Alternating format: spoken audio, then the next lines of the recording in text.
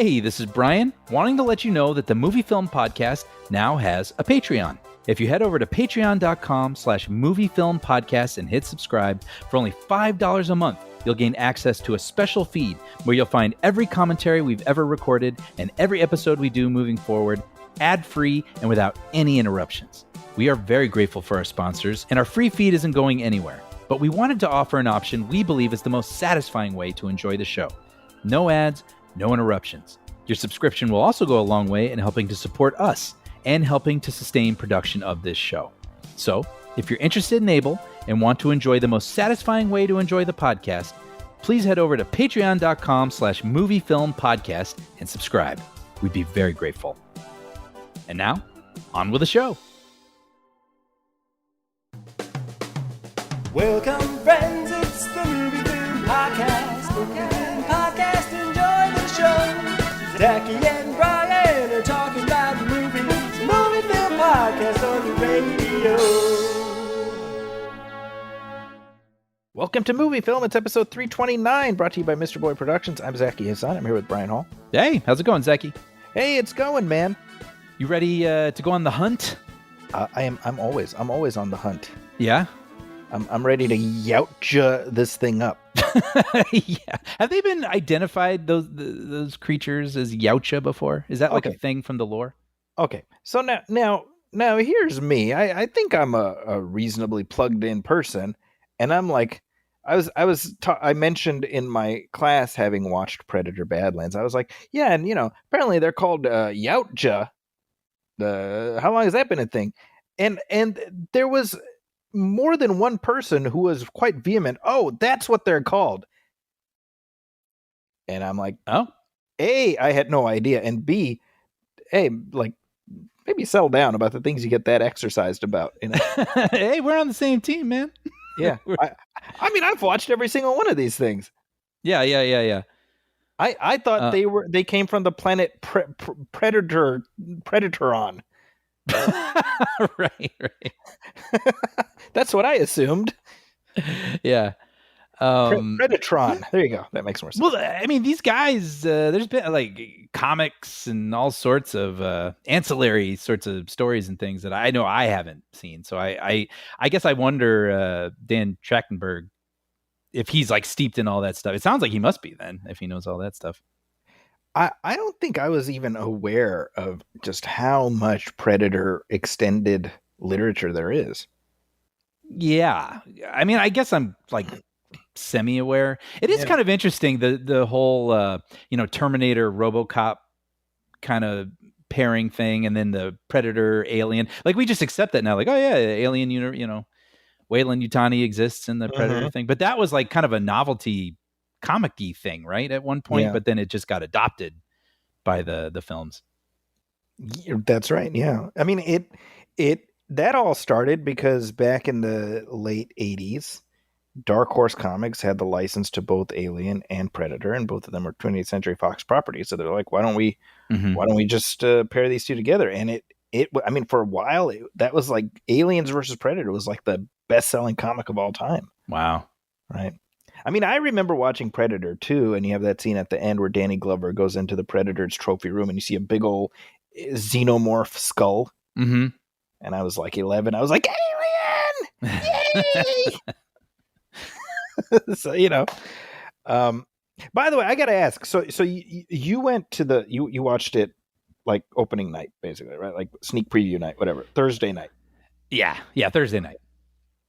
So I went on Wednesday night where they had an all access fan screening. Okay. So yeah, what does that involve? Well, it's just showing it a night earlier. Okay. But I was curious, what was your crowd like when you watched it? It was pretty full. I will say this, by the way. So when I used to talk about full theaters, my theater used to be one of those really enormous places with the stadium seating and everything. Mm-hmm. Mm-hmm. And it has since been remodeled. It used to be an ArcLight, RIP. And now it is a Regal, which is great. I've come to love Regal. But they've remodeled the rooms into these, the reclining seats. And there's even like a wall behind each row, so it's almost kind of private. Okay. So there's less seats now in Gotcha. there.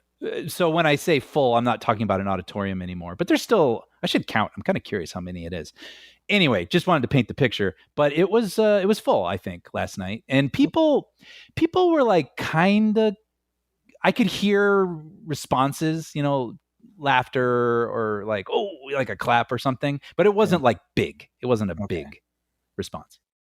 See, okay, so that's an interesting data point because I went Wednesday night, all fan screening. I'm like, okay, great. Because I skipped the press screening because I'm like, I don't feel like driving into the city. There was going to be one right by my house anyway, so I go there. Now this is in the big IMAX in my theater. You've been in that, the big IMAX, and there were about 8 people. Oh, in this entire joint. Wow, single digit people for sure. Right. And I was like, huh. And again, data point. I have no idea how this movie is going to play, but based on the all access fan screening, I'm wondering if there's an audience. Well, now I want to do my diligence here, but I thought I saw it was projected for something like 60 million this weekend. Really? Which is huge. So I guess folks just didn't get the memo in my neighborhood. Predator, I'm looking up right now. Yeah, so did you get? Oh, okay. Oh, maybe that's worldwide. Yeah, okay. Global projection is 60 to 68. Domestic is 25 to 30. Okay, no. that sounds. Yeah, based on what I saw, that sounds more sensible. Yeah, but in this moment, that's pretty good. I mean, possibly 70 million globally opening weekend for Predators 12. You know what I mean? Like, I don't know. Like maybe I'm glasses half full at the moment, but obviously it could. Years ago that would not have been as what they would have wanted. But I'm just pulling up. This is from Variety. It says, what did it make for previews? 4.8 million in previews at the box office. So. Yeah. On track to make 25 to 30 million its opening weekend. Debut in that range would make the second highest launch for a Predator movie behind the 2004 sci-fi crossover Alien vs. Predator, which opened to 38 million. I guess that sounds about right.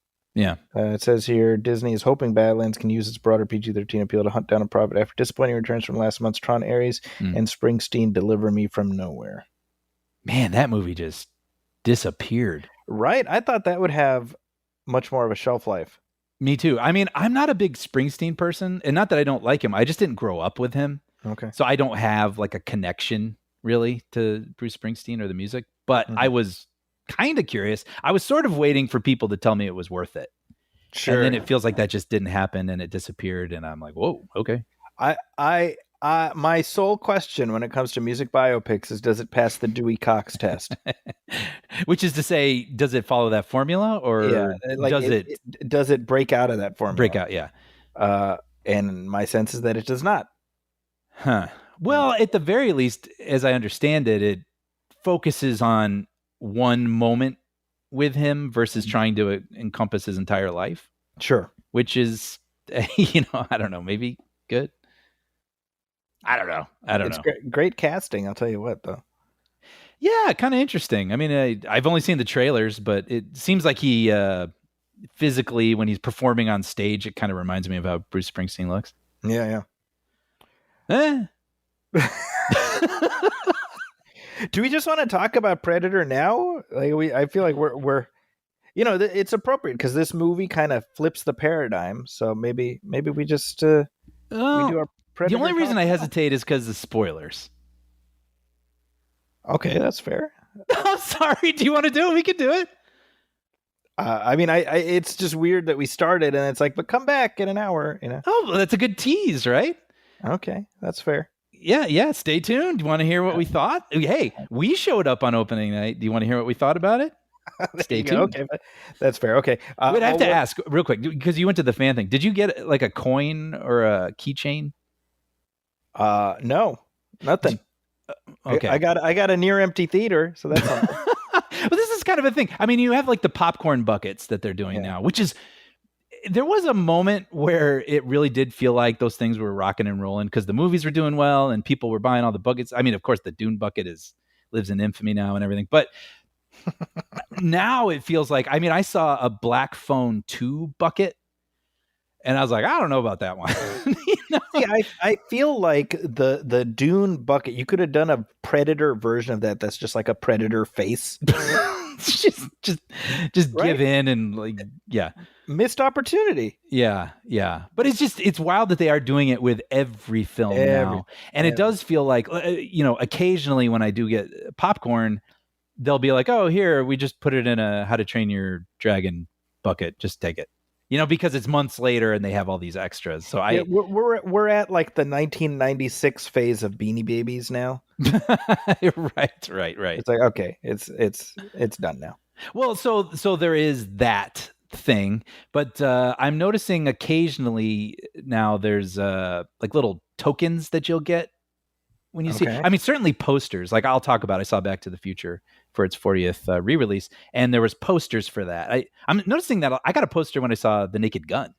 Wow. Okay. And then last night for Predator, there was, and what's that? There's that movie that's based on the book, like Remembering You or Remember Me to You or something. The from the McKenna. But who's the author? Colleen something or other, right? Yeah, right. Who did the? This is showing our. This is so. I'm like hearing. I'm stepping outside my body and hearing this, and I'm unsubscribing to the podcast. Or I'm picturing, the other people who listen, who that is their jam, and they're like, I'm sorry, but I will say I did see the trailer and I did think Colleen Hoover, Colleen Hoover, yes, regretting you, and I did think it looked sweet.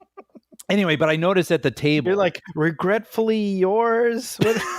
Yeah, Wong Fu, Julie Newmar. I don't know. Regretfully yours, Julie Newmar. But I noticed there was like little necklaces that they were giving you if you saw that film. And then for Predator last night, there was like a coin. Like a coin that had the mask on it, and on the back it said Predator Badlands. So I was just curious if they had that. I got nothing. Yeah, they got my time and attention, and they gave me nothing in return. Yeah, that's okay. I got this show. Yeah, we got each other. That's right. Sharing the laughter and love, one might say. Sha-la-la-la. Yes. So you saw Back to the Future. Okay, wait. I'm going to speak on that, but real quick, I do want to talk about another flashback film I saw, just to kind of. I almost wasn't going to. This is those re-releases that your theater's been doing. Well, yeah. In September they did. I think they called it the month of masterpieces. So it could be anything. In October they were showing horror films, and I don't know if I even talked about it, but I saw Nightmare on Elm Street 1, which I like. I'm not a big horror guy, but I like that one. It was your first time seeing it?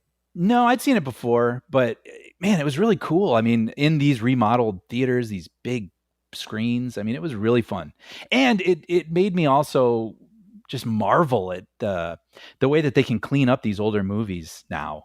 And it just looks so sharp. I mean, it still looks older, like from 1984, but like it's really crisp and clean and beautiful. And yeah, it looked nice. But that's the one with Johnny Depp, right? Yes.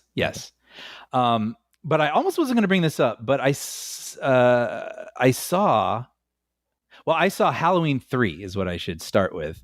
And Season of the Witch, which I had not seen before. And I'll get to it in a second, but I wasn't going to bring it up. But then I was looking on Facebook and I saw that Mike Snyder, shout out to Mike Snyder, who's written in and listens and friends on social media. And there was a picture of himself on there and he had a button. Okay. And it's the button that's on the masks in Halloween 3. Okay. So I was like, all right, I got to bring this up for Mike. Halloween 3 starring Michael Hunsaker and the old man from RoboCop. Yes. Well, so what's fascinating about Halloween 3 and why I was interested in it is I've seen Halloween 1 and I like it enough. I've maybe seen it once or twice, but I haven't watched all of them. But, of course, everybody knows it's Michael Myers, the Shape, the silent killer who walks very slowly with the knife and chases people or pursues people. And Halloween 3 is different in that John Carpenter, when he started Halloween, he wanted to make it an anthology series. Right. So it would be these different stories that just happen to take place at Halloween. So in Halloween 2, he kills off, people can correct me if I'm wrong, this is something I read, but he kills off Michael Myers and Dr. Loomis and is like, all right, now Halloween 3, we're doing something different. And the plot is, it's 8 more days till Halloween. And there's this commercial telling kids, to buy these masks from this company and to wear the masks on Halloween night and watch this commercial. And, it'll be fun, right? But the movie begins with this guy who seems crazed and he's carrying one of the masks and he's like, they'll kill us all. And so he gets put into this hospital and he is killed by a mysterious person in a suit. And the doctor's like, what's going on? There's a conspiracy afoot. And so the doctor and the guy who's died, his daughter, they team up, they go to this company town where the masks are made and they try to get to the bottom of, this conspiracy with these masks. And it turns out that the people who are making the masks want all these kids to wear them on Halloween night, watch the commercial, and everyone will die. And I was like, that sounds fun. Like, that sounds like They Live, John Carpenter, right. Sci-fi, Twilight Zone-y, conspiracy, fun B-movie kind of thing. And I had a good time with it. Have you ever seen it? I have never seen it. You wish it was like a hair better, and still I wouldn't lose any of the corniness, any of the questionable acting, any of the basically the masks are powered by Stonehenge. Which is okay, sure. It begins as they tend to be. Well, that was where I was like, I love this. At the beginning of the movie, there's a news report like a piece of Stonehenge is missing, and you're like, well, gee, I wonder who's using that, And so then you see the bad guy in his lair. And he has all these workers literally just chipping away at Stonehenge. And then there's masks on these conveyor belts. And I was like, yeah, this is why I'm here. That's what this kind of movie is. Exactly. And so it still plods a little bit more than it should. Okay. But yeah, it was fun. And it was fun seeing it on a big screen. And I'd been curious about it. And I had heard that people didn't really love it. It didn't do well when it came out because people were like, where's Michael Myers? And where's the horror? This is not really a horror movie. But I think that maybe that's why I got a kick out of it. So anyway, that was cool. And if a theater's going to show an old Halloween movie, what are the odds they're going to show this one, the one without Michael Myers? So I thought it was fun. And I saw it on Halloween night, which was a fun way to watch it. That's all. Oh. All right. Well, you did see Back to the Future, though. Yes. So, and you mentioned you got a poster for the 40th anniversary. I still have the poster that you and I got. When we watched the 25th anniversary screening. Wow, 25, and this was 40. Yeah. Oh my gosh. For people who are longtime listeners, obviously this goes back for the both of us, but. In my lore is that I saw this when I was 5. It was one of the first movies I ever saw in the theater, and I was never the same since. I've just been in love with it ever since. I've seen it so many times, and I've been lucky enough to see it on the big screen a couple times. And so I almost wasn't sure if I was going to go. And then one afternoon I was like, it's playing. I was kind of actually having a rocky day, and I was like, it'd be silly not to go, right?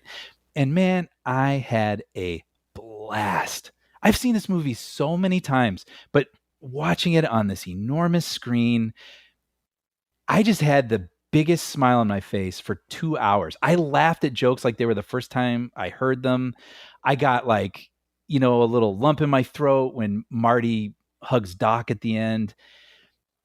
It's a miracle. This movie is a miracle. It's lightning. You were literally looking at lightning in a bottle. I mean, the casting, and we know that casting almost didn't happen. The direction, the score, the story itself, all its execution, it's just lightning in a bottle, and it remains magical 40 years later. And I love that in its re-release, it cracked the top 5 at the box office that weekend. Right. It just so special. Love that movie. Did you get to see it? I didn't get to see it this time only because I took the whole family 2 years ago when it was re-released. Yeah. That was an expensive proposition all on its own. So I'm like, you know what? We can watch it at home. But it's an annuity for Universal that they could put it out every couple of years and people will want to have that experience, and it makes you realize the value of these films of this is that they are a finite thing. Mm. I've said this before. It's those three, and it says the end, and that's what makes it special. Yeah. It doesn't stretch into the horizon, right? And so you just get to cherish it as a limited resource. Mm-hmm. Yeah. Well, I highly recommend, if it's playing on a big screen and you're able to go. I mean, I was noticing background people I've never seen before, and just little details. And it wasn't this time, but a couple times ago when I saw it on the big screen was the first time I ever noticed certain lines. Like there's a line when Marty sees Doc for the first time at the mall parking lot and he's wearing that hazmat suit. And Marty just goes, "Is that a Devo outfit?" And I never noticed that for like 30 years. And I was like, "Oh, that's funny." Yeah. Like, I don't know. A teenager might think that in 1985. So it's just fun to continue to discover new things with that film. Yeah. But two more things I wanted to talk about, and then I'm looking forward to hearing what you've been watching. But I watched, let's pick, which one am I going to talk about? I'll talk about this movie, Good Fortune, which is hopefully still playing at a theater near you. It was written and directed by Aziz Ansari. It stars Aziz. It stars Seth Rogen, Keanu Reeves. And basically what it's about is there's this angel named Gabriel, played by Keanu Reeves. And he wants to help people. Like basically he has a menial sort of job, but he wants to do something and he wants to change a person's life. And so he sees Aziz playing this character who is just, lives in his car, struggling to make ends meet. And this Aziz's character is sort of jealous, or feels like his life would be better if it was more like Seth Rogen's character, who I think he's like an angel investor type and has it all. So the angel is like, "Oh, I know, I'll do it like It's a Wonderful Life kind of thing," and have them switch lives. And then Aziz's character will see that having all this money doesn't solve all his problems. So he has them switch, and then Aziz's character is like, "Wow, money solves all my problems." And so the angel's like, "Oh no." and basically a funny little story conceit is that Aziz's character has to want to go back. He has to learn that his life was better before and choose to go back. Gotcha. But he doesn't want to. And so then it creates this mess for everyone. And this was another one I was like, "Oh, maybe I'll catch this. I don't know." And I ended up going one night, and I really enjoyed this movie. It's too bad that I feel like it got slept on and it didn't really perform. I think people who eventually discover this are going to really enjoy it. It's just really sweet, really funny, a really funny idea, and it has a lot of fun with those ideas. And Keanu Reeves, he's just so unique, isn't he? I mean, he's got this really interesting style that I don't think it lends itself to everything, honestly. Right. But the thing that he does when it's utilized well, you just love the guy. Right. And I feel like he does a great job playing this angel that's just trying to do his best. And things don't go so well for him. And just seeing him struggle is just really fun and sweet and endearing. It has its, since we're not having a long discussion about it, occasionally some of the decisions to make the story continue forward, you're like, okay, I'll go with it. Because characters do things that I don't know that they would always do, but it needs to happen. But again, it's just so sweet and funny and fun, and almost feels like a throwback in a way. I haven't seen a comedy, like a sweet comedy like this in a while. So I'm like, I don't even care. I'm having a great time. And I like where it ended up. I recommend it. I think you and Amina would like it. Yeah. Okay. I recommend. I mean, if you can see it in theaters, it's a nice 90 minutes at the theaters, or, when it eventually streams. Well, and I mean, we need to talk about how streaming has just massacred the prospects for movies like this. And it's so goddamn frustrating. This movie should have been like one of those, back in the day, like makes $90 million. Yeah. Yeah, but I don't know. I mean, it's funny. I was talking with someone and they said, without realizing it, they may be a little conditioned with Seth Rogen now to think of him as a streaming person because of the studio and Sure. Platonic and stuff. So it's like Seth Rogen. Oh, cool. Yes, Seth Rogen movie. Yeah, I'll watch that when it's on Apple TV Plus. Mhm. Which is funny too. I wasn't even going to bring this up, but I saw Black Phone 2. And in the time that I saw that and me saying that now on the show, it is already streaming, Right. which is insane.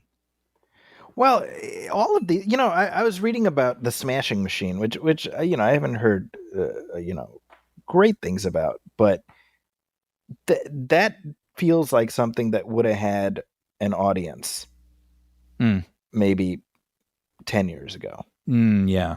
Right. It's Dwayne Johnson. He's a big star, but he's doing something a little more actorly. Like there used to be an audience for stuff like that. Yeah. Right. Because it had a budget of like 40 million. There's a movie that would have made, 80 million. Totally.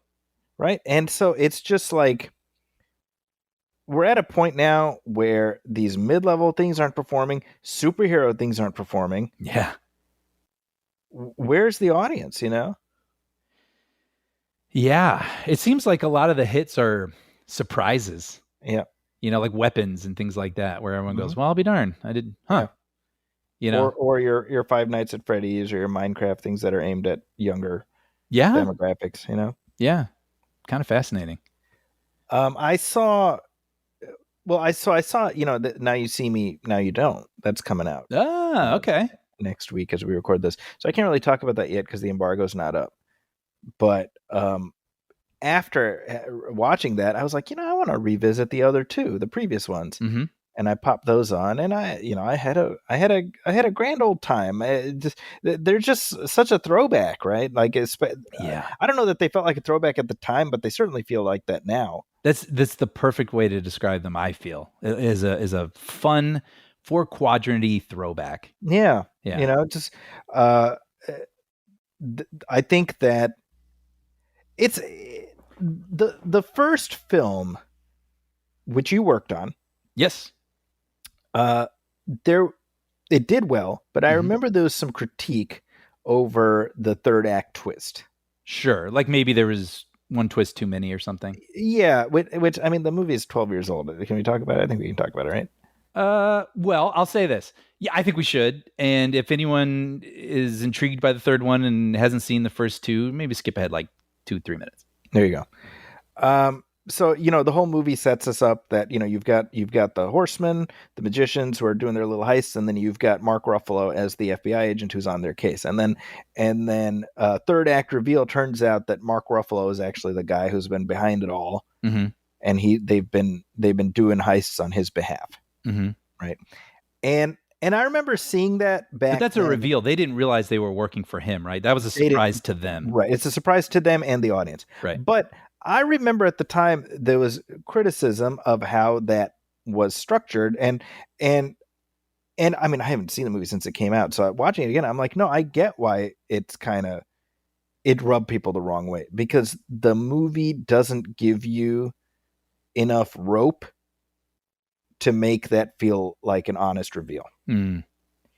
Right. So there's too many scenes where he's clearly not pretending. Mm. Does it, you get what I'm saying? Yeah. I mean, I'll be honest, like I'm pretty close to it. Right. So like I it's hard for me to even. Well, so I'm looking at it from the perspective of having seen the first two. Yeah. And I like in the second one, Ruffalo's part of the gang, right? Yeah. And, right. And I like that because I like Ruffalo. I like his character. So watching the first one, I'm like, well, I'm glad that he's in on it, because I like his character. But like trying to switch that off, I'm like, I can see why it was frustrating to people. Sure. Because it's like people like being tricked. They don't like being fooled. And so it's sort of interesting watching it from that perspective. But anyway, the point I wanted to make is I watched movie 1, I watched movie 2 with my kids, and oh my God, my daughter never seen them. She is so on board. Oh, that's awesome. She's like, take me to see the third one. I'm like, well, I understand now why they're doing the third one. It's been 9 years because these movies have just lived and lived on streaming. Yeah. So weirdly, I'm like contradicting everything I was just saying like 10 minutes ago, you know? But that's the thing, right? You got to put these things out in movies and then you let them have their afterlife on streaming. Yeah. Yeah. You know, because the first one, it did well in theaters. Second one didn't do as well, but then it continued to do well as something that people could go back to again and again. Mm-hmm. And that's really like both of the films, they work largely because the characters are fun. Mm-hmm. I enjoy seeing, Eisenberg and Woody Harrelson and the banter and, Dave Franco is great. Like just they're fun together. Mm-hmm. And I'm just like, give me more of this. Totally. Well, and I think what's cool too is you get the superhero, not vibes, but you know what I mean? Like you get the razzle dazzle, but it's different. Yeah. You know what I mean? It's like a whole different, arena where it's like magicians, like they can do what seems like super powered things, but it's because they're clever and they're setting up tricks. So you still get that kind of energy that I think people enjoy from blockbusters these days, but it's through a different, whatever. Yeah. A different style. I hope that there's enough of an audience to watch this third one because I think we just need mid-tier these type of movies. Totally. Yeah. I agree.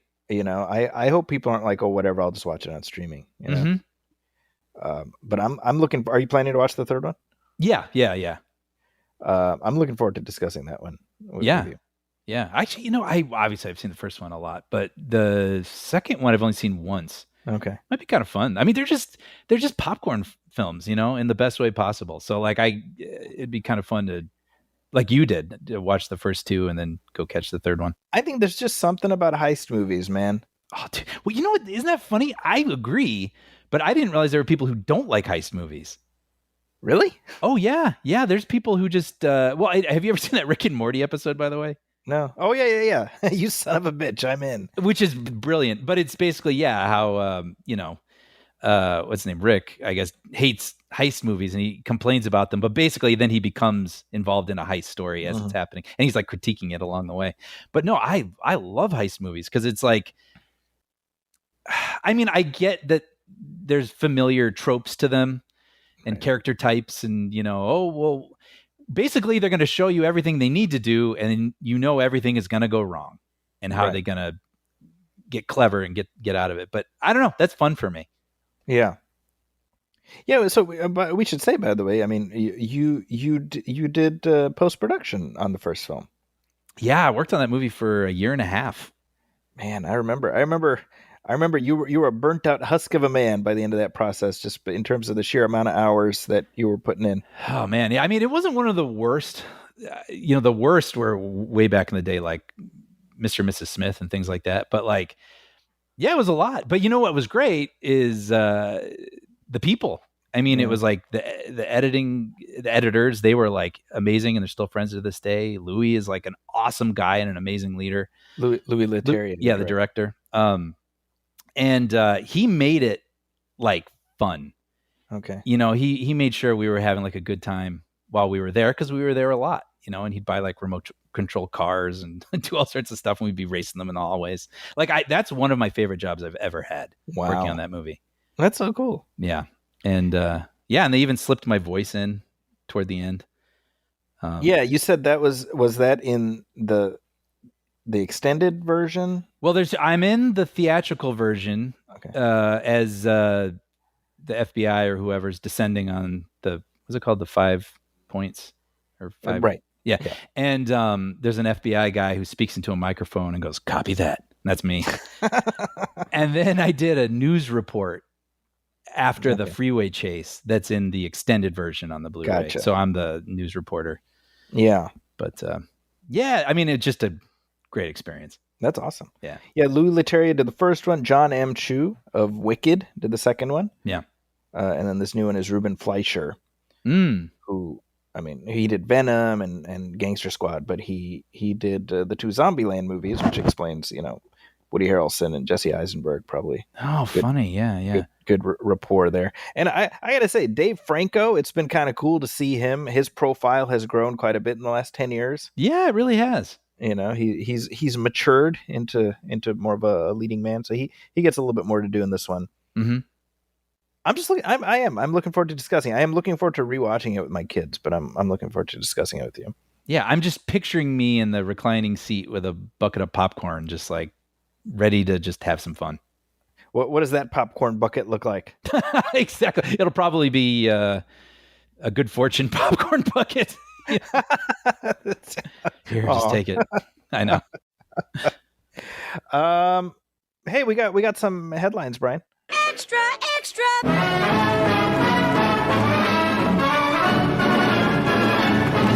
What a scoop! Hey, here's some news, Brian. You like that Adam Driver feller? I do. Quite a good actor, I'd say. Mm-hmm.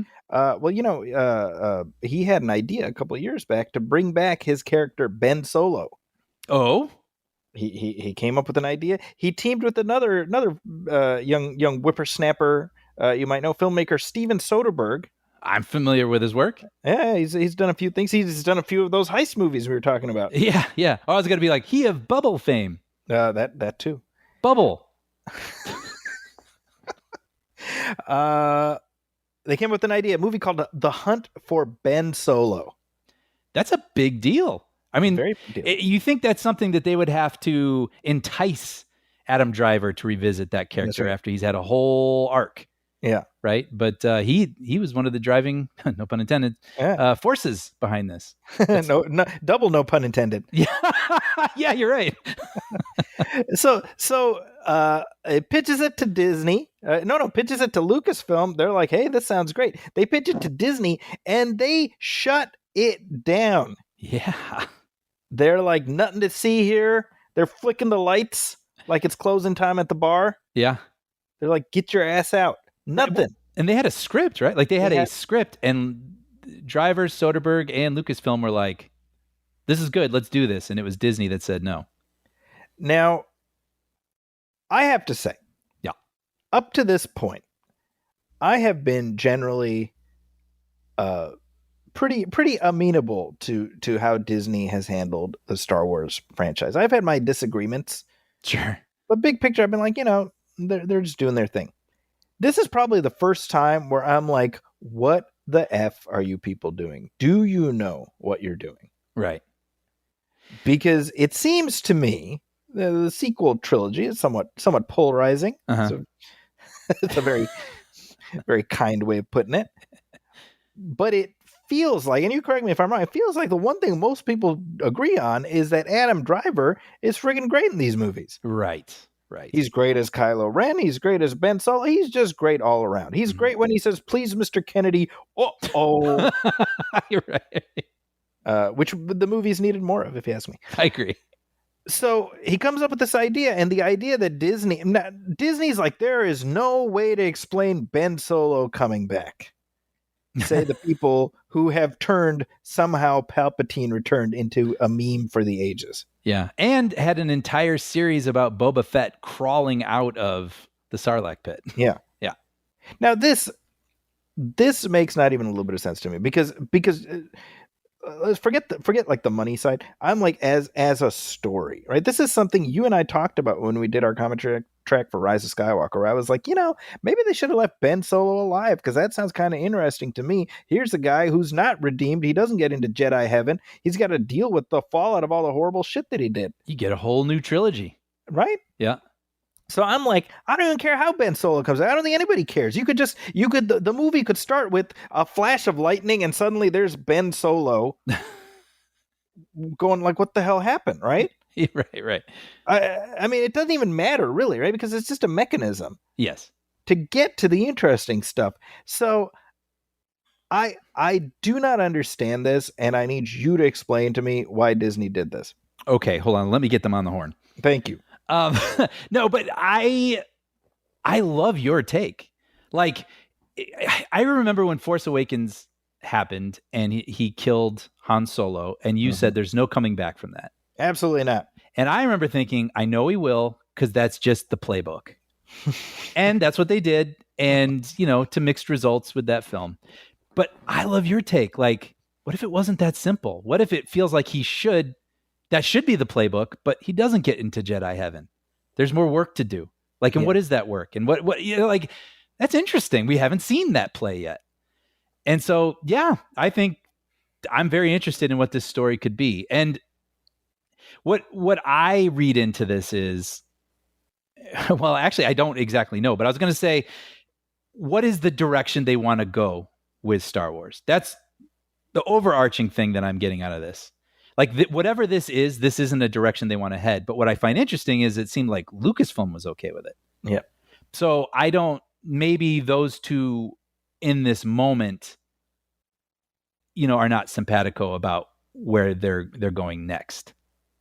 So it seems to me, just to pick up on what you're saying, Disney is trying to sprint as far away from the sequel trilogy as they can. Interesting. Which is ironic because if you recall, the marching orders of the sequel trilogy were to sprint as far away from the prequel trilogy as they could. Right. So to me, this is really the first time I've come across a decision in the Disney era of Star Wars where I'm like, I don't see any rationality. It doesn't even make sense to me. Right. Because you should be following the story. You should go where there's an interesting story, and then at the end of it, you get to say, "Hey, well, maybe it didn't play or whatever, but we got something that we can be proud of." Mm-hmm. And I'm a Steven Soderbergh Star Wars. You're not interested in that? With Adam Driver on board to reprise his character that, like you said, everybody agreed they liked. It's really weird, man. But I don't know about this decision specifically, but I can respect how just bewildering it must feel to like figure out where to go next. Because basically the galaxy has been saved twice. Yeah. Like, how many times can you save the galaxy? Like, you got to keep moving forward, but you can't keep doing the same thing over and over. So you got to do a lot of thinking about what direction you're going to head. Sure. So I can appreciate that. But yeah, this just feels like, even if you're not so sure about whatever this specific thing was, just having those people on board and interested, it almost feels like, well, let's begin a dialogue. Yeah. You know, so it is just kind of fascinating that it is dead. Like, that thing's dead. The idea that they just shut it down, as opposed to, like you're saying, be like, okay, well, we have questions about this. Can you answer these questions? Right. Or we were kind of thinking this, is there a way we can mold and shape and try to, you know, head in this direction we're all feeling together? Yeah. I don't know. Now, what's interesting is this all came out in the course of Adam Driver doing an interview for something or other, whatever new project he has out. And he's like, well, the thing is dead, so I can talk about it. Right. And boy, did people go ape shit. Once they heard all that went down, people were mad. Steven Soderbergh, he's like, oh yeah, I got a whole script. It's one of the best things I've ever written, or whatever he said, right? Which, to be fair, they always say. This is true. So, but yeah, part of this is people being like, oh, they're trying to like stir the pot here. Kind of Deadpool. Exactly. Right, with Ryan Reynolds, which frankly was genius, and it paid off. So I don't doubt that that's at least in the mix. I hesitate to go right towards that as a motive. However, there's plenty of, there's a lot of hashtags trending all of a sudden. People are flying banners. Literally, yeah, people actually did that. Yeah. So I'm like, well shit. Sorry, so people who don't know, like, yeah, people made a banner saying that they wanted this movie and flew it over. What? And it flew over with an airplane. Yeah, over Disney Studios. Yeah. And I'm like, well, it worked for the Snyder Cut, so hell. That's a great point. I mean, maybe, Yeah. Like, Disney's in a weird place when it comes to Star Wars. And we talked about this a couple weeks ago when we were discussing the trailer for Mandalorian and Grogu, which I just saw that trailer on the big screen for the first time. And honestly, I got to stand by what I said before. It's doing very little for me. I know. I like this sights and the sounds. Yeah. I do, but I don't know that those characters themselves are getting me, eager to purchase a ticket. Although, of course, I'm going to go. We're going to watch it. So that all of that is... We're in the bag. we're That's already the thing. I mean, even as we talk about this, like, we're fans. Like, we're rooting for this. Right. So it's all we can do is speculate, but we want this to keep happening, and we want its light to shine as bright as it once did again, And I just wonder if it ever will, I mean, I was talking about this with my brother, and I think what's interesting about it is as its light has dimmed a little bit in recent years, it feels jarring to us, right. But at the same time, it's unusual for an IP's light to shine bright for 40 years. That's true. That's weird. Yeah. What else has ever done that? So in a way, it's kind of inevitable. You just hope then they can study that and figure out, okay, well, here's why that's possibly happening, and how can we rejuvenate it and make it shine bright again. The problem is that scarcity is good, right? We've talked about this. Yeah, sure. And so in just keeping the spigot on, they turned what was filet mignon into a Big Mac. Sure. Like a mass-produced, yeah. Right. It's just, and it doesn't have any inherent value because it's so easy to get. Mm-hmm. And obviously they're trying to dial back the ubiquity of Star Wars product, but I don't know that there's any unringing the bell. I think that we're where we are now. Yeah. And so, and that's a shame. I'm very curious. Again,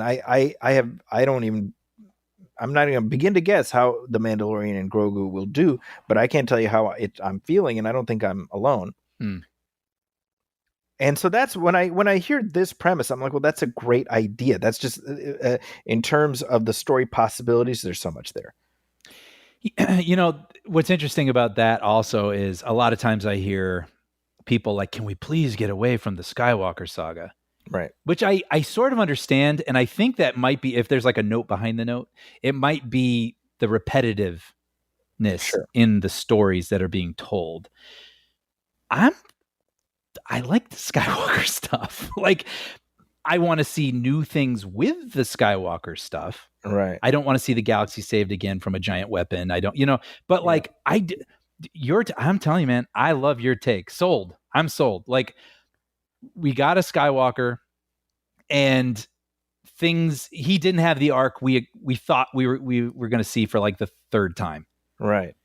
It's like, didn't quite work that way for him. So what's that journey?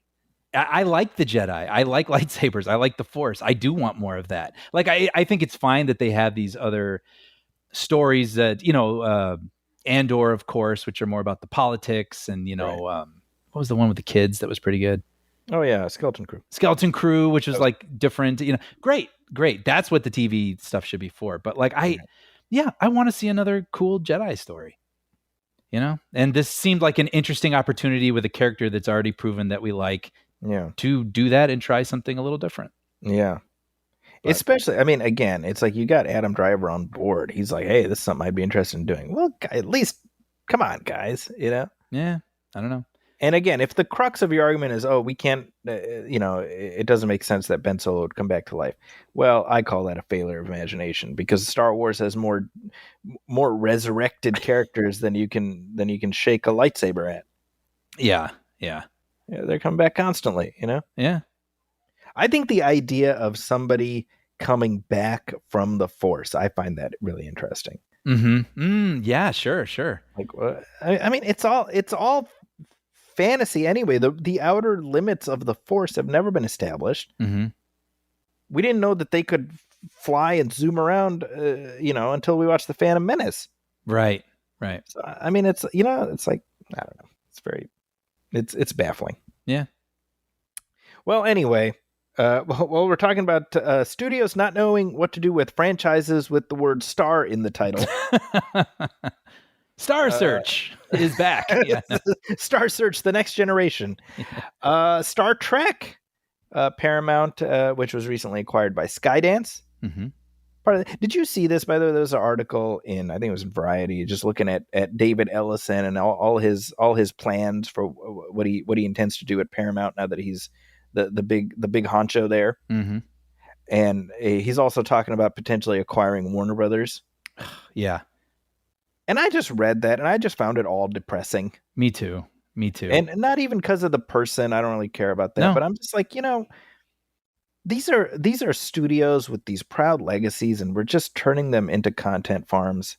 Yeah, and I mean, variety is the spice of life. You know what I mean? Like, you don't want two studios making everything.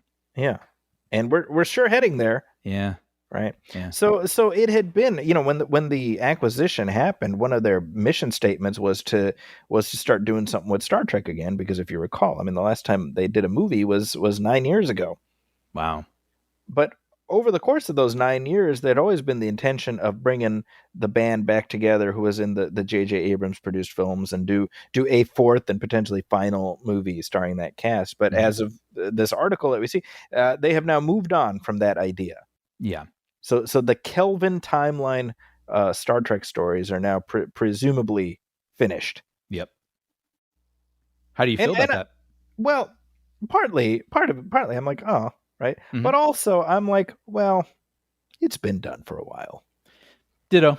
Right? Like, let's be honest. You know, like, I would have been more surprised if they came back than if they did it, than if they didn't. Right. Same. Because the every year that went by, the further away it went. And I think the impetus behind making those films initially was we want to introduce a brand new audience to Star Trek. And I think they did that to whatever extent. But how much of that audience that you got was going to come back now, 9 years later after the last one?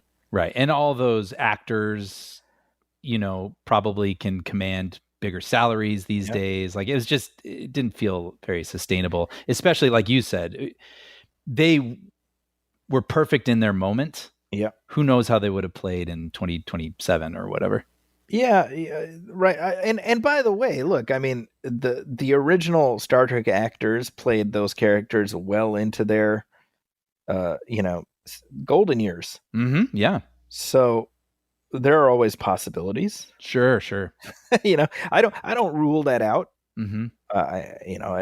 In some form. I mean, hell, Patrick Stewart came back and played Captain Picard, 20 years after the last time. That's right. So these characters live on. So I don't think the door is permanently shut. But I think in terms of creating a big blockbuster with $200 million budget, I don't think it makes sense. Mm-hmm. Right. I just don't know that, especially just look at how the industry is right now. Yeah. Plus the other thing is that between the time, and by the way, the last movie, I mean, you and I, we watched that together back in 2016. I remember. Yeah. And it was great. I mean, I really enjoyed it, Yeah. I would say, they got a trilogy that's more than most franchises get. Yeah. But sorry, go ahead. Well, no, I was just going to say, and I mean, it really was, when I talk about it being perfect for its moment. I mean, J.J. Abrams was the perfect director. Like, the sizzle that he brought felt very 2009. And I mean that as a compliment. And like, recasting those characters, Chris Pine, Zachary Quinto, Simon Pegg, Zoe Saldana, like it worked. Yeah. Like, that's such a risky thing, and it worked. And it does make me wonder now, like, oh, you have to try that again. Try to find these new actors that capture the essences of these characters. Like, that feels daunting to me, but that's that's sort of my curiosity, right? So right now, there's a whole slew of television shows that have been on the Paramount Plus streaming service between Star Trek Beyond and now, right? So that was Star Trek Discovery and Star Trek Picard, and there's currently Strange New Worlds, which is on for another couple seasons. So they've built out that corner of the franchise again. Mm-hmm. So when you say you've moved on from this past reboot, does that mean you want to recast these characters again? I'm not really interested in that. I am curious, like what they plan to do. I think these studios would love nothing more than to decouple the characters from the actors, and just be able to keep. People show up to watch Captain Kirk as opposed to William Shatner or Chris Pine or Sure. whoever. But I think it's hard. I think it's hard to do, you know? Yeah. I was, just the other day, speaking of Paramount, I saw a promo for, there's this show, which I didn't even know exists, called NCIS Origins. Have you heard of this? Feels like I have. So this is a prequel to NCIS. Uh-huh. So it's about Mark Harmon's character, like in the 90s. Oh, okay. Interesting. So they got like a guy who vaguely looks like Mark Harmon. Anyway, I've never seen NCIS. Same. Never seen it. I mean, it's been on since like the Bush administration. So respect, Yeah. I've never watched it, but I'm watching this show, a promo rather, and it's like young Mark Harmon. What's his character's name? Gibbs, and it's like, this is the episode where Gibbs meets Ducky, and Ducky was the character played by David McCallum. Okay. On the original series. And he's an old friend of Mark Harmon. Bear in mind, I've never seen the show. But I watched this promo and I got kind of interested. Like, who's this? So he's, he's played by David McCallum, and and they have kind of a Kirk and Bones kind of relationship. Okay. And this is how they meet. So they got like a young David McCallum lookalike, and he's playing the character there. And this is how they meet, And I was thinking, I was like, this is Paramount doing their Star Trek J.J. Abrams reboot with NCIS. Sure. You get to keep those original characters around. Obviously, Mark Harmon he's still around, but he's not on the show anymore. Mm-hmm. But we get to see those characters again, right? And I'm like, this is what studios want to do. Yeah. Let's just cut the cord, know. Right. And then the characters can live forever. Yeah. So I don't like that this stuff is. I don't like viewing it through such a cynical lens, but I feel like that's how the studios are doing it. Sure. Well, we've been watching this stuff for so long, it's hard not to, because we're observing it. Yeah. But, if it works, if they can pull it off, then that's great for everybody. I think when it comes to Star Trek, it's real tricky, right? Because is Star Trek the characters or Star Trek the concept? And it's both. But does it devalue the earlier versions if you keep recasting the characters? Right, like like we said before, like with the J.J. Abrams movies, they somehow managed to do it. They recast those characters, right, and remain reverential, right, to the past. Like bringing Leonard Nimoy in. Good point, right? And then on Strange New Worlds, which is a show running right now, they've got a young Spock and they've got a young Kirk, but even that is meant to be like, but this is before the original series, so it becomes that. So it's not replacing it, right? You get it, like Abrams movies. Well, it doesn't replace it because this is an alternate timeline. It doesn't wipe out. Like, they've gone out of their way to do that. And I'm just like, how many times do you get to do that? Well, and also it's how our audiences in those moments conditioned. Yeah, I think about that a lot. Where that's interesting. Sci-fi concepts now, or let's just say superhero concepts, are just so freaking complicated, whereas in the year 2000, they were afraid to put X-Men in yellow spandex. They're like, no, they have to be in black leather because the Matrix, or audiences won't accept this. And then you have Spider-Man No Way Home, and it's just like, all right, well, this guy's from this movie from a different studio, but it all makes sense, and that's why he's here, and you're gonna cry at the end anyway. Like, you get it. You know what I mean? Like, it feels like we get conditioned along the way, and there are new things we are willing to accept.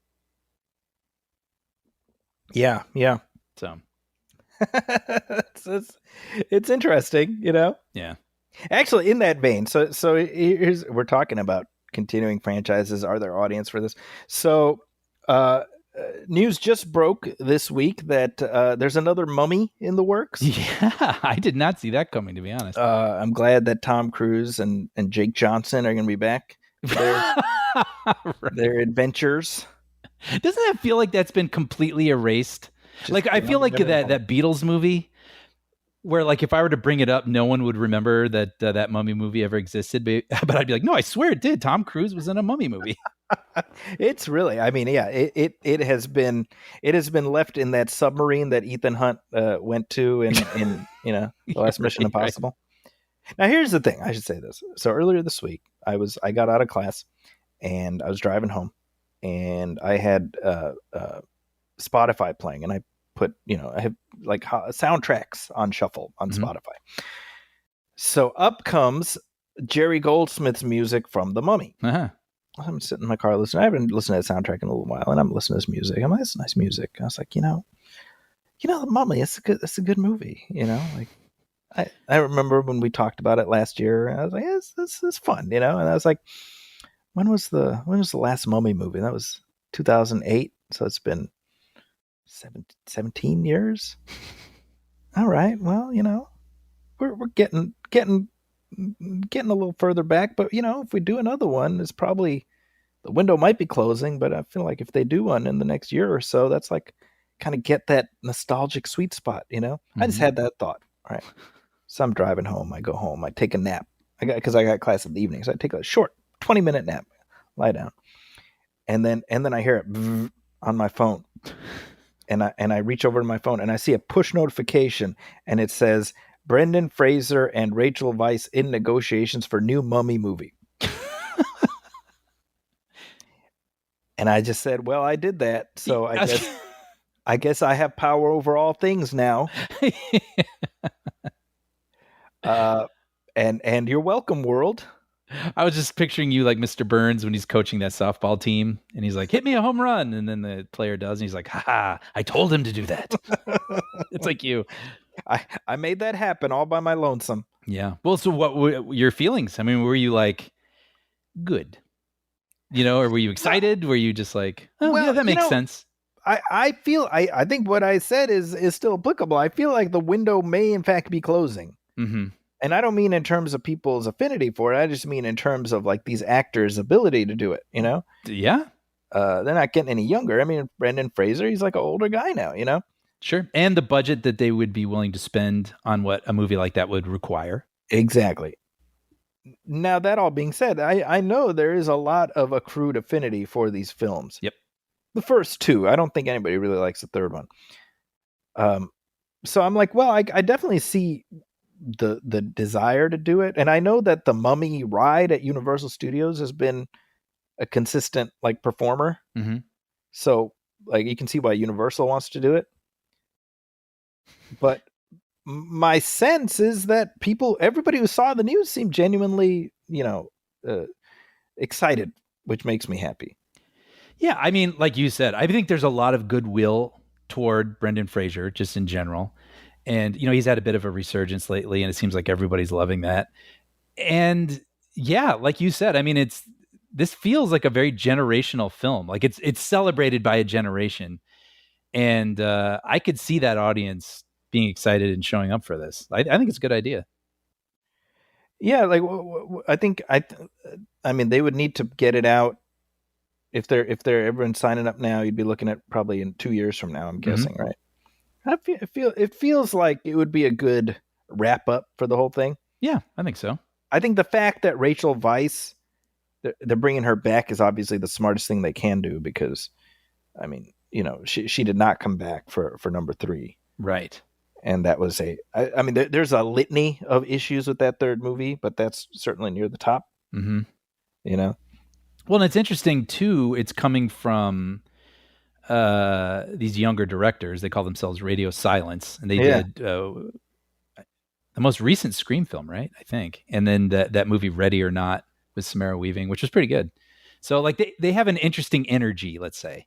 Yeah. Like a style, a voice. So they're kids. They grew up watching these movies, obviously. Yeah. Yeah. So it'll be interesting seeing them, attack this. Yeah. I am interested. I do feel like it'd be nice to have Stephen Sommers involved in some capacity. Yeah. If only because he got the whole thing started. And I feel like he's been in movie jail for some reason. Which is weird, right? Because he did Van Helsing, which I wasn't crazy about that. But he did G.I. Joe, which, okay, that was bad. But it was not good. But it did well, right? I don't even remember. That's a movie that just kind of doesn't exist for me. As far as I know, it did well. I mean, it did well enough to warrant a second one, right? But I'm just like, the guy seems like a company man, and he's, Sure. seems like just rope him in somewhere. Give him an EP credit. Exactly. Yeah.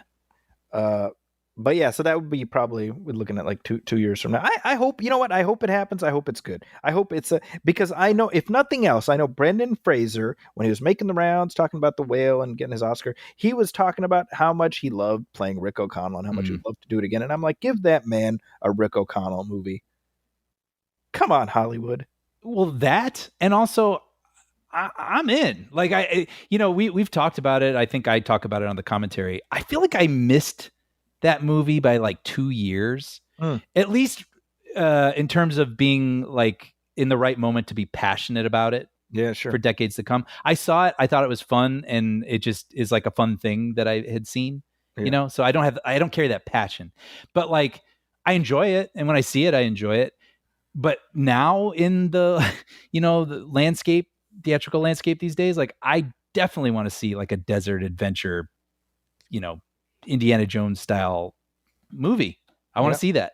So I'm excited for this. Well, Indy is done. Yeah. So we're just wrapping up all these old characters. Yeah. Well, you have to imagine though they're going to team them up with like 3 young characters that they hope carry things forward. Kind of like Now You See Me, Now You Don't, right? I mean, when I watched that trailer, I'm like, how many characters are in this thing? You've got that is true.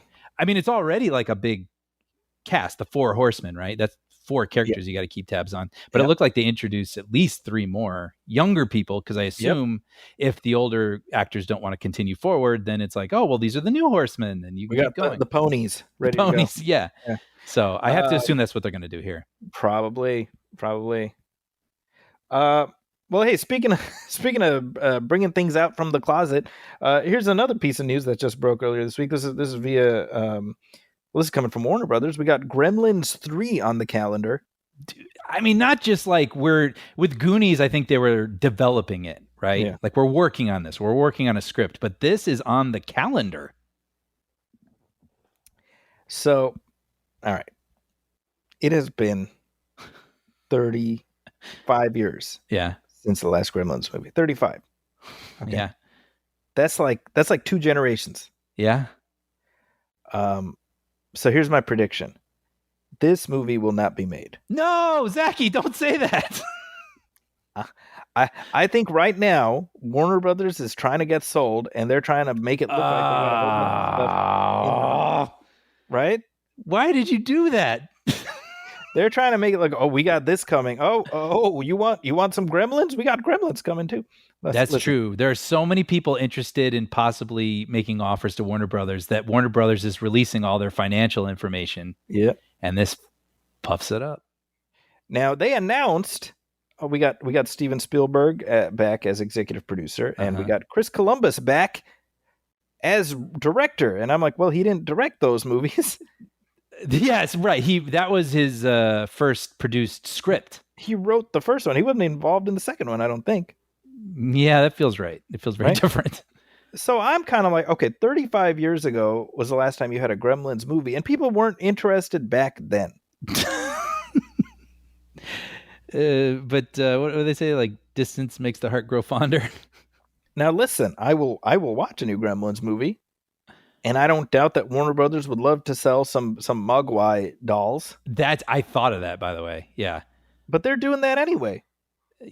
Yes, but much like Tron, I'm sure was to help boost ticket sales for their ride at Disney World, and I mean, why not put a little extra oomph in there and boost them even, you know what I mean? Like endear your kid. Well, your kids are a unique case. Endear other people's kids to get them up for the first time. Yeah, right? My kids know the Gremlins. They know Stripe and all them. But like most kids, I mean, it makes no sense to me. Like if we're sitting here, we just watched Tron Ares die a horrible slow death, which is a very esoteric concept. Gremlins is less esoteric. I do think it's this adorable little teddy bear that I want one on my desk. Like, that thing is so like undeniable. It's so freaking adorable. Show that little thing to a bunch of kids who have no idea what that is. They're going to want one. And it's so simple. Like, don't get it wet. Don't feed it this thing. Otherwise, these little monsters are going to take over your town. I think it's perfect. I think it's perfect to bring that back.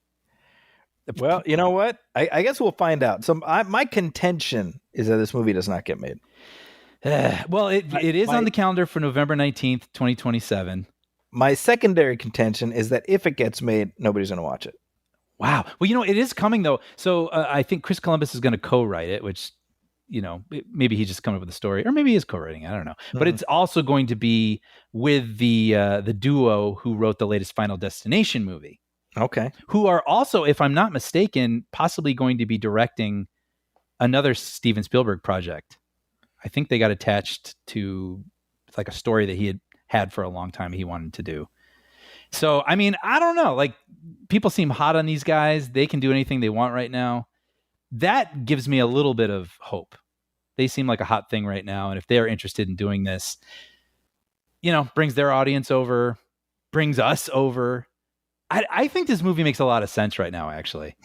But I think it's very simple. It's a very simple monster movie. And it has the plus of, also having these adorable toys that you can get. Yeah. I don't know. You know what? Let's pretend like it's going to exist for a second.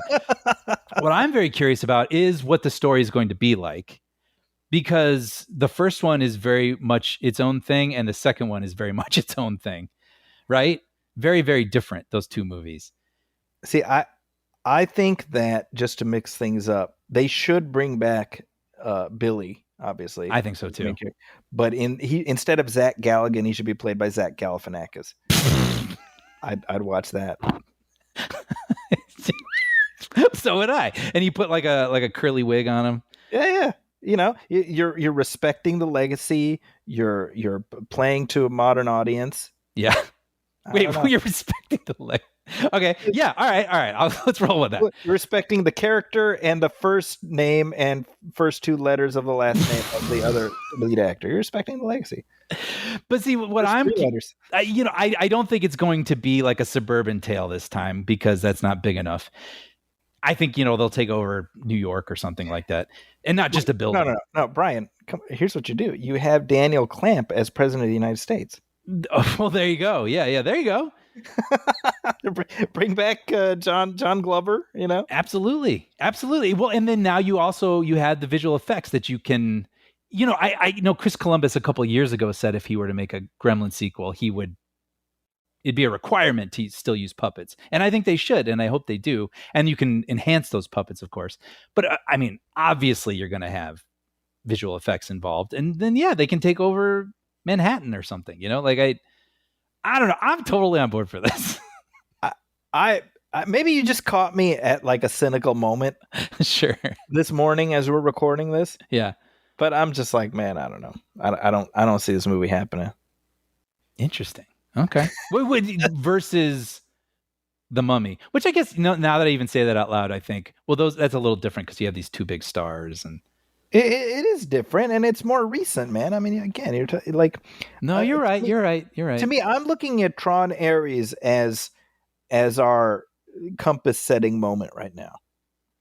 But who's the star of Tron Ares? Jared Leto. Who cares? You know what I mean? And like, Gizmo's the star of that thing, and like, I want to see Gizmo again, and then like an 8-year-old who sees Gizmo for the first time is going to want to see that. I think that's a plus, right? Yeah. And then also, again, it's like, I don't know, there's like a coldness to Tron. By the way, and I like Tron. Like, I want a fourth Tron. But like, I just feel like this is just cute little monsters taking over your town. Like, it's just so simple. It's so perfect. You could do that 12 times. Yeah. I don't know. All right. Well, I like this. I like that we have I'm very curious now where this goes. No, I mean, I'm with you as far as all the possibilities. Yeah. I just feel like I question whether there's an audience for it. Yeah. Well, I mean, that's the other thing too. And people have been wrong in the past, but I feel like these things get so researched these days that there must be some, piece of paper ripped off of a printer that was put in front of all these people that would make them. You know what, though? It's so funny. I'm having like a tennis match in my brain, even as I'm speaking, because now I'm thinking about what you said, where they're trying to make Warner Brothers enticing for purchase. And that is pretty good. Like Steven Spielberg's doing a thing for one of our most attached to one of our most well-known and popular properties. And yeah, I don't know, man. Right. I don't know. We'll see. I'm, if there's more news to be had, I'm sure we'll have it. I honestly, I said this during our commentary track for the first film. No Joe Dante makes me less interested. I agree. It makes me sad. No disrespect to Joe Dante. I agree, but it did make me happy having Chris Columbus involved, because I feel like he comes from an era that I like. I'm not saying I love all of his movies, but there's like a tactility to what he does. That's true. But the way he's being hyped in the media, it's like, yeah, but he didn't make that first movie. He wrote the script, but the script he wrote was pretty far removed from what it became. Number one. That's true. But I do like, the director of Stepmom is bringing Gremlins back. Yeah, that's one way to sell it. Or of Harry Potter, Yeah, I like Stepmom better as a selling point. Right. And Home Alone and wrote The Goonies. I mean, obviously he's from Chicago, for goodness sake. I'm gonna, I don't care. I'm gonna say it. You're selling me, Brian. I am skeptical but hopeful. Let's put it that way. Yeah. I'll say the same thing. When I held my oldest son for the first time after he was born, I said, I'm skeptical, but I'm hopeful. And that skepticism has been well placed. That's great with that lad. The hopefulness less so, but the skepticism, oh boy, that's been rewarded. Hey, there's a new release in theaters, Brian. You want to talk about it? Yeah, let's do it.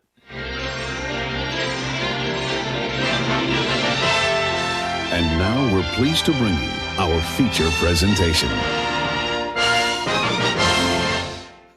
Gremlins 3, now in theaters.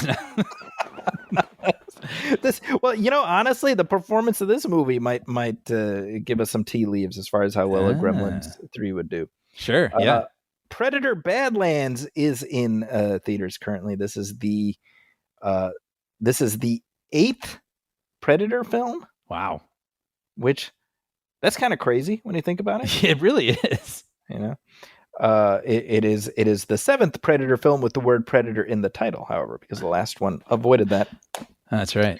Predator or Prey, I should say, is directed by Dan Trachtenberg, and that was dropped onto Hulu by accident, it feels like, and it got some of the best reviews in the whole series. Yeah.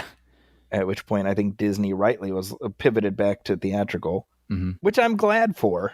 Me too. Despite me questioning whether there's an audience. So the same folks came back. We got Predator Badlands as we follow young Yautja Deck as he attempts to prove he's a real manly man. Yeah. This is an interesting one. I had two thoughts as it ended. I was like, I really enjoyed this well-made movie. That was thought one. Thought two was it felt nothing like a Predator movie. Yeah.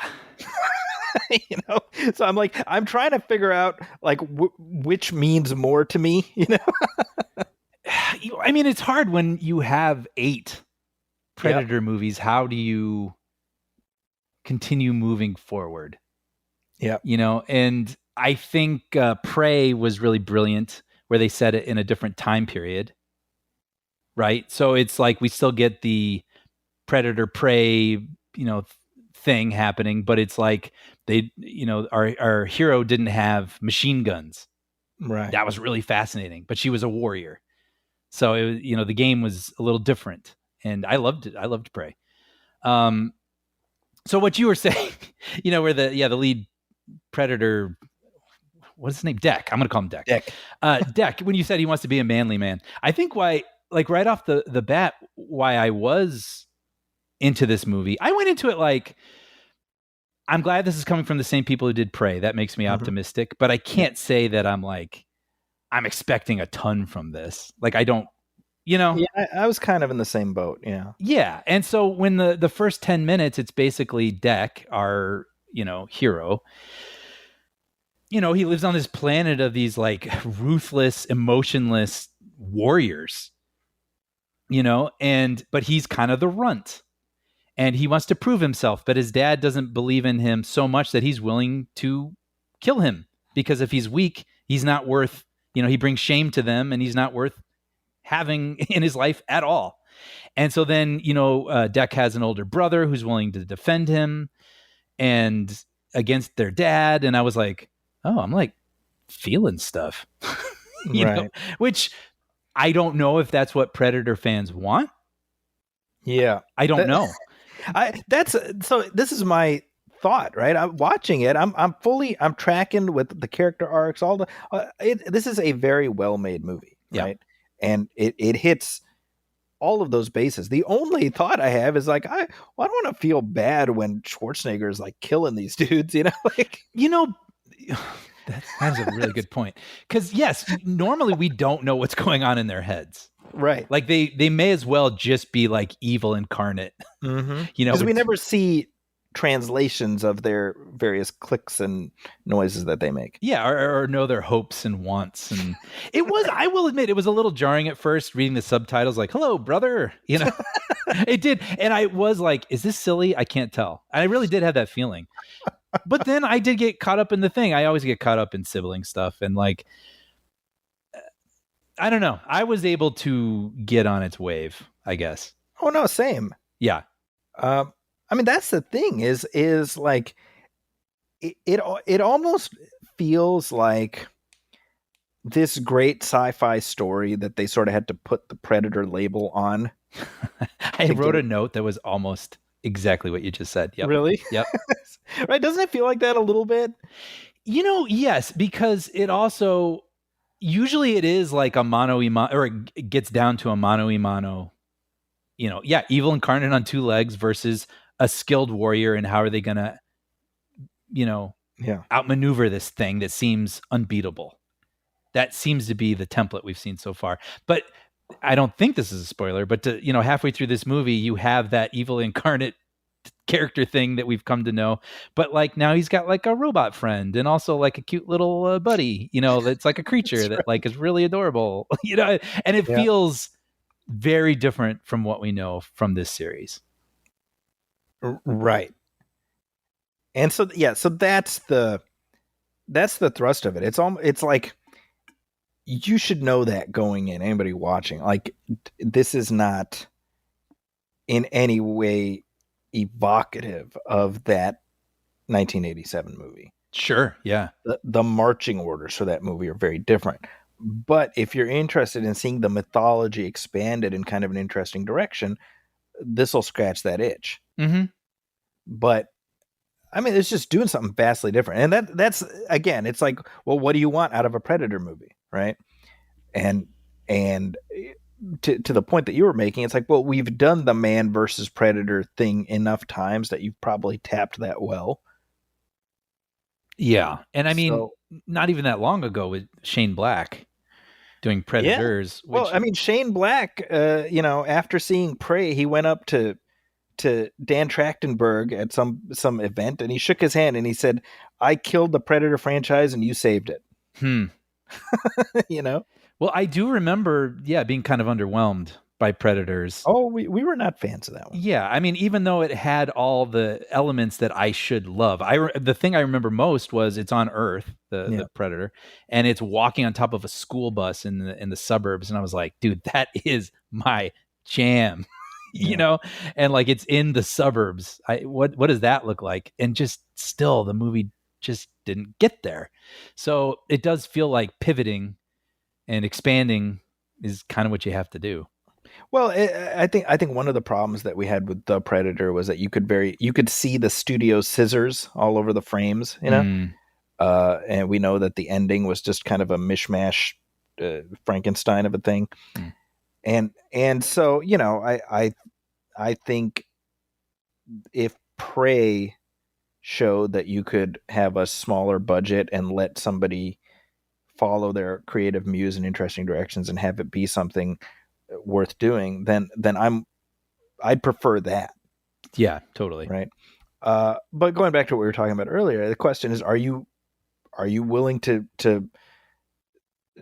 sympathize with and sort of imprint on this Predator character? I mean, they're not exactly pleasant to look at. And isn't that kind of amazing? Maybe we spend pretty much 2 hours with this kind of hideous thing. Yeah.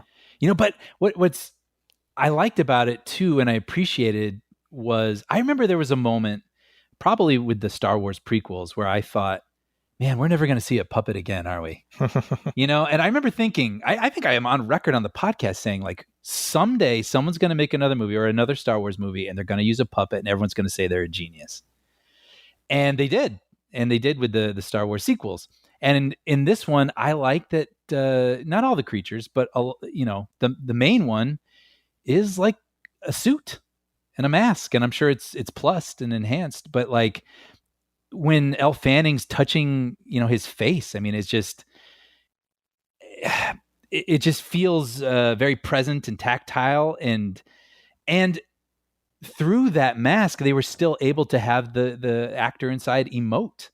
Right. You can see him sort of get sad when the dad approaches and fights his brother, and you can see his hurt and his horror, and I don't know. I thought it was pretty successful when that could have gone way wrong and you aren't able to connect with that thing at all. And it just tanks the story. Right. That's a good point, though, by the way. Sorry, I'll just say real fast. I remember, in the Star Wars sequels, where they're basically like, oh, yeah, all the stormtroopers, they're like, kids who've been ripped away from their families. Shoot them. Right. And I was like, oh, my gosh, like, I don't know if I like knowing that. Well, it's a little bit like in the Book of Boba Fett, which we were talking about, where you have entire episodes that put us inside the culture of the Sand People. Oh, yeah, that's right. Right. And you're supposed to be horrified by sort of the genocide that's committed against them. And then it's hard to watch Star Wars and not be a little bit like, well, damn, Luke, why don't you just stay out of their land? Right. I know. I mean, that's the inherent problem, right? With taking a story where well enough was well enough, but then it's like, we got to keep expanding. It's like, well, then these people need to become a little more nuanced. And then if they become more nuanced, we're going to care about them to some degree. Yeah. But it doesn't bother me enough because there's still people like this, like Deck's dad, right, who are ruthless and willing to kill their own children for some sort of code or honor or whatever. And it's like, well, those are the people that are probably out there shooting at Arnold Schwarzenegger. So have at it. So, but this is the thing, right? Like, if the journey for this character is to be like, oh, but like, it's good to be empathetic or whatever, right? Like, what does the future look like for him? Yeah. I mean, maybe he comes from a race that's not really on the agenda. So I'm like, it's like, I mean, it's like, okay, it's cool that like this is where you're at, but like, what options do you have? It makes me think of that line from Pulp Fiction where Samuel L. Jackson's like, I'll be like Kane from Kung Fu and water the earth. Is he going to be like Kane from Kung Fu?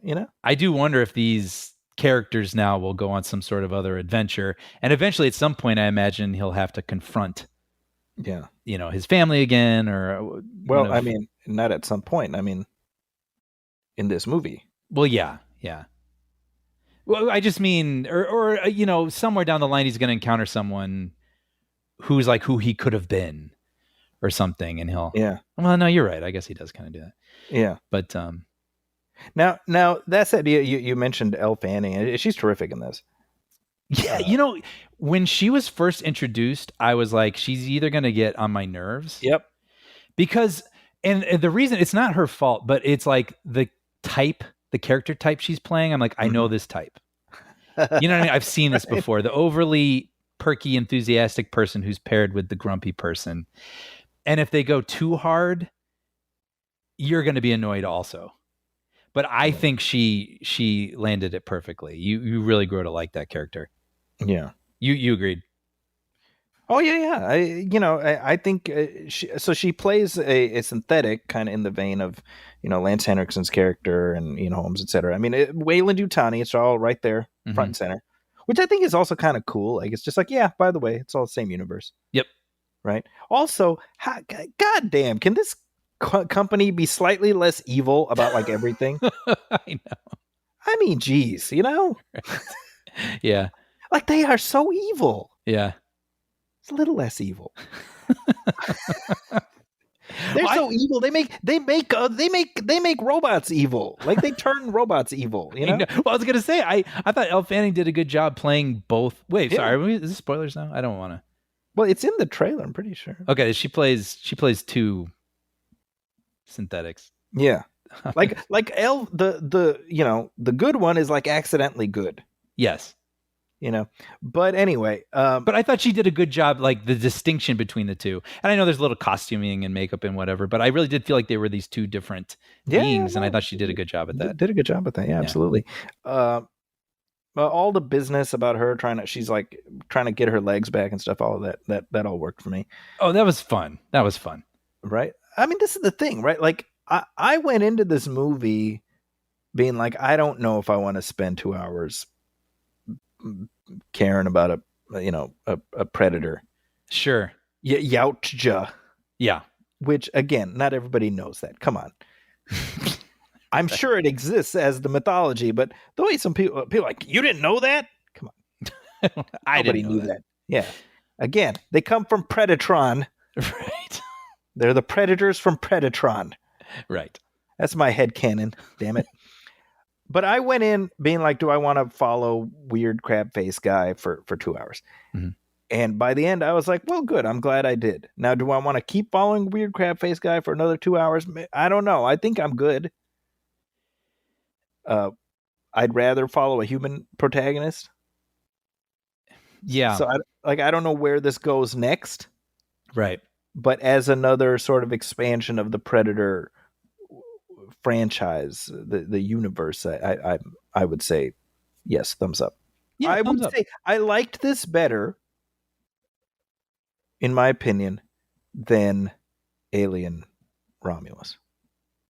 It's so funny you say that. I was trying to decide how I felt. Yeah.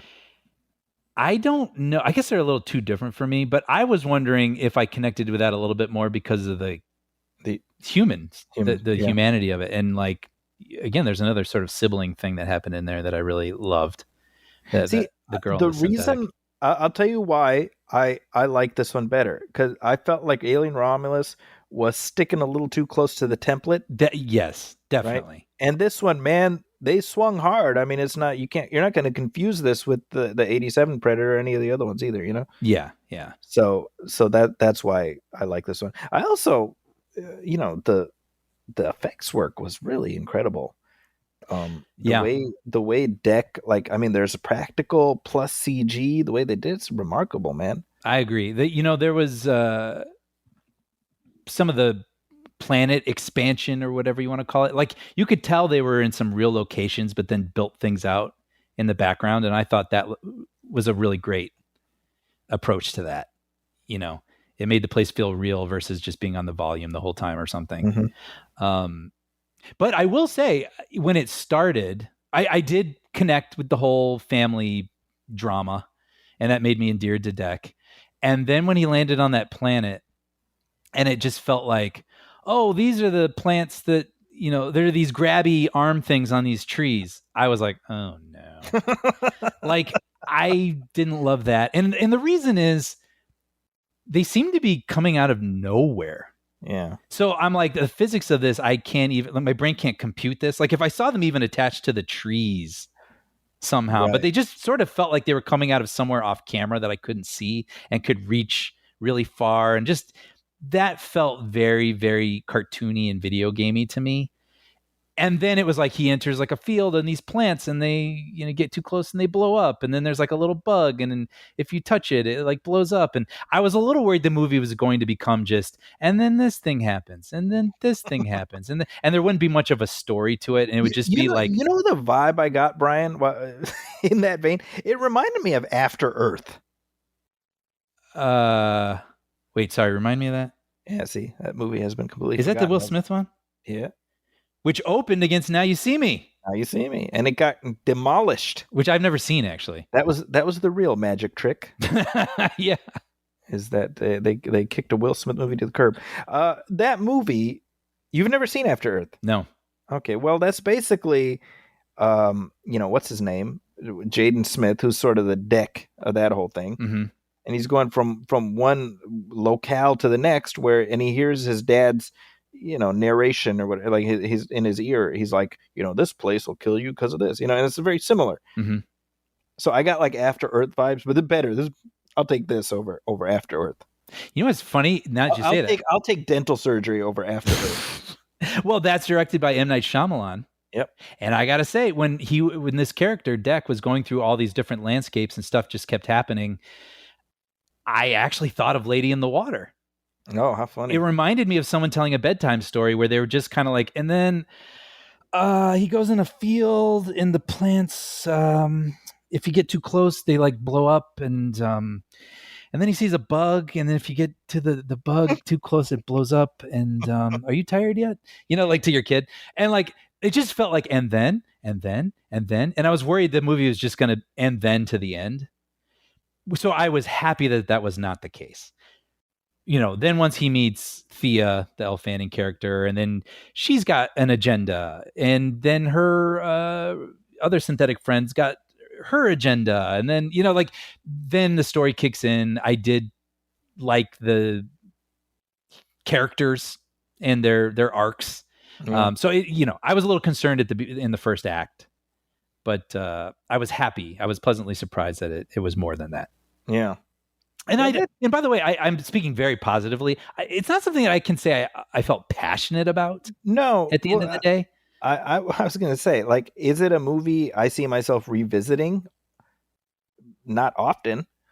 Yes, I would call it. For me, it was a surprising, enjoyable romp. Yeah. And that's a recommend for people who think this is up their alley.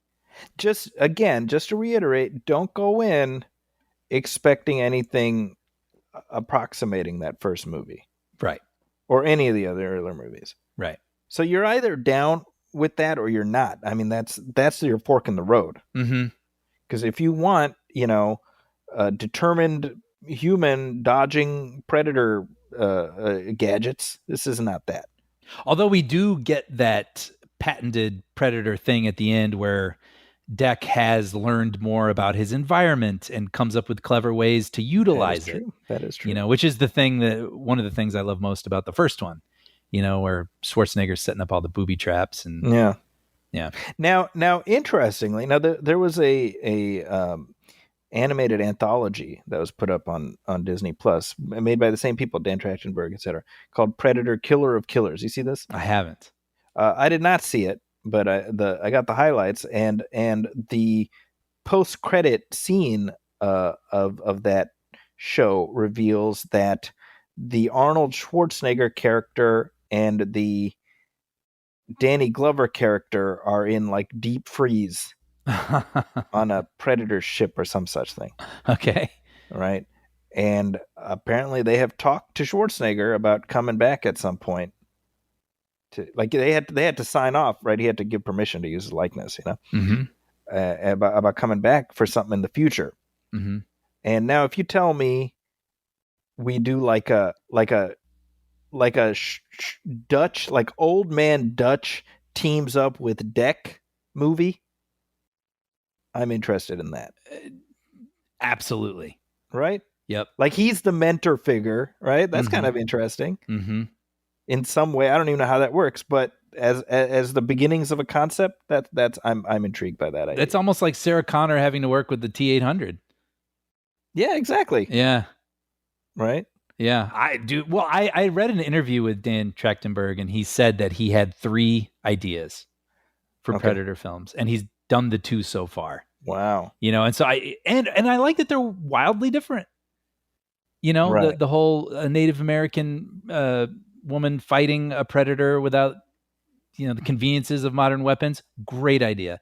This, like, what if a predator isn't as tough as the others and goes out and learns a little empathy. Interesting. And then if we know that, Schwarzenegger and Danny Glover are frozen on a ship and maybe they might have to, team up with Deck and go on some adventure. Yeah. Different. They're all wildly different. And I think they're interesting ideas. Well, there we go. So in that case, let's hope this one does perform. Yeah. I mean, again, this is like low stakes for me. Like 100%. I wanted to perform because I like this filmmaker so far. And I think it's cool they're taking swings with this kind of thing instead of just doing remixes like you were saying about with Romulus. Yeah. So I would love, they're going to do this. They're going to mine IP, studio gonna studio. So if they can, shake it up a little bit and pull it off, to me, that's a good thing. It's what I say often with regards to the Planet of the Apes films, the newer ones, right? Where it's like, do something different. Yeah. Give me something different with each one. And they've done that with the ape movies. And I'm like, well, if we can put Predator in that same bucket of just successful enough to leave him alone and let him keep cooking, that's fine with me. Same. Yeah. This thing, it does not need to be 4-quadrant. By the way, did we mention it's rated PG-13? No, we haven't yet. It didn't affect my enjoyment of the movie. No, I mean, you still see limbs getting cut off and blood. Well, that's the funny thing, right? The rationale behind it being PG-13 and not R is because, well, these are synthetic people and not people. And I'm like, doesn't it feel like we're splitting hairs a little bit? I mean, yeah. Right? Because if you're thinking about not terrifying children, does that matter if the goo coming out of somebody's gaping wound is milk colored instead of red? I got to be honest. I saw Aliens, not the whole thing, but a chunk of it for the first time when I was young, and it was on Fox 32 on a Saturday afternoon. And seeing what's his name? Bishop at the end. Bishop, yeah, and he's like mangled in half on the ground and like coughing up milk. I was like, ah! Yeah, right. That's what I'm saying, right? Yeah, we can take a little kid to this. Well, it's PG-13, son. Come on, Right. It's very. Some of the decisions are baffling to me. That's all I'm saying. Yeah, but I mean, in a way, if they can hook some younger audiences into this IP. Yeah. Yeah. I hate that we even have to talk about it in terms of IP, right? Like, I would be so curious when we started this in 2013 or whatever, if we could listen to an episode from the future and be like, what is that term I'm using? Why am I saying it that way? Like, yeah, seriously. Okay, so hey, I guess it's 2 thumbs up for Predator Badlands. Yeah. It's low risk, low reward. I went in not very excited about it, to be honest. Yeah. And so I was like, like I was trying to say earlier, I don't know if I said it well enough, but like, this could have just been monsters fighting monsters and like, okay. But like, it actually had some nice relationships mixed in that made me care about the characters. And I was like, hey, well, that was fun. It made you feel things. It made me feel things. That's all I ask. That's not nothing. Yeah. Yeah. And we got the fun, unique little set pieces too, like you said, like the legs walking later on their own to like fight their own battles. I mean, that was fun. Yeah. So well, okay, there we go. So those are our thoughts on Predator Badlands. But hey, let us know what you think. You can email us at moviefilmpodcast@gmail.com. You can also hit like on our Facebook page, facebook.com/moviefilmpodcast. And you can message us there. As always, please go to Apple Podcasts and leave a review, leave a star rating. Every little bit helps. We also have a Patreon, Brian. That's right. If you head over to patreon.com/moviefilmpodcast and hit subscribe for only $5 a month, you'll find every commentary we've ever done and every episode moving forward absolutely ad-free. Our free feed will always be available, but this is our way of providing what we believe is the most satisfying way to enjoy the show. So no random ads or interruptions butting into the conversation. Plus, your subscription goes a long way in helping to support us and helping to sustain producing the show. So if you're interested and able, please head over to patreon.com/moviefilmpodcast and hit subscribe. We'd be very grateful. And I should say, actually, before we tap out, the actor who plays Deck, we did not mention him at all. His name is Demetrius Schuster Koloamatangi, and he's from New Zealand. And even through all that, crab face business, he had presence. I agree. So I want to put some respect on his name. Yep. If you're listening to this on YouTube, please hit like and hit subscribe, because that stuff does matter. Leave a comment on there. We do respond to those comments. If you're looking for me online, you can find me online at social media at Zacky's Corner, ZAKIS Corner. You can also find me at the San Francisco Chronicle, where my review of Now You See Me, Now You Don't will be up shortly after you listen to this episode. You can also read my reviews at IGN and The Wrap. What about you, Brian? You can find episodes I've written of Puppy Dog Pals and Young Jedi Adventures streaming on Disney+. There we go. And with that, on behalf of my partner, Brian Hall, my name is Zaki Hassan. This has been episode 329 of the Movie Film Podcast. We will catch you soon. Thanks, everybody. Welcome, friends, it's the Movie Film Podcast.